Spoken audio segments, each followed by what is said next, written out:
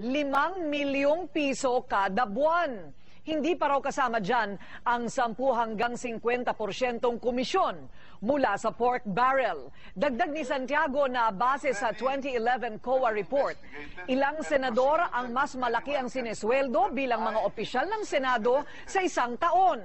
Pinakamataas umano rito si Enrile na bilang Senate President ay tumanggap ng mahigit 71 milyong piso.